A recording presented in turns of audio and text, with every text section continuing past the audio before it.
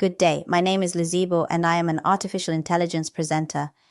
Zimbabwe has introduced sweeping changes to parking charges and several business license fees as part of broader reforms aimed at lowering the cost of doing business. The changes were gazetted under Statutory Instrument 41 of 2026, which standardizes and reduces various local authority charges across the country.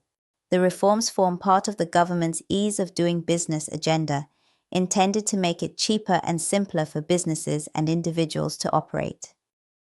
One of the most immediate changes affects motorists. Parking fees in towns and cities have been reduced from $1 per hour to 50 cents per hour. At the same time, vehicle clamping fees are now capped at $20 per incident. Tow-away charges have been reduced by 50%. Previously, parking costs varied widely between cities and were often considered expensive by motorists and businesses. The government says the new cap will standardize fees and make parking more affordable nationwide. The reforms also include major cuts to license fees in the tourism and hospitality sector. Some of the key changes include annual motel license cut by 50%, now capped at $227.50.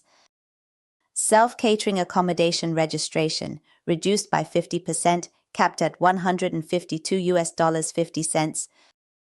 Restaurant license cut by 50%, capped at $152.50.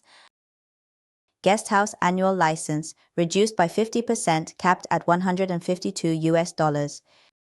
These measures are designed to reduce operating costs for tourism businesses and encourage investment and growth in the sector. Officials say the reforms aim to simplify regulations and reduce compliance costs for businesses.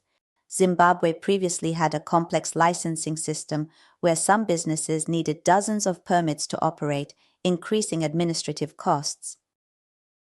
By cutting fees and consolidating licenses, the government hopes to improve business profitability, attract investment, and boost economic activity.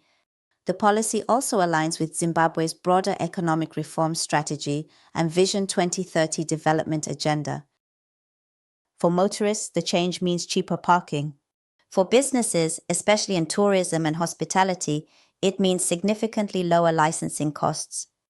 If fully implemented by local authorities, the new fee structure could reduce everyday expenses for citizens and lower operating costs for companies across Zimbabwe.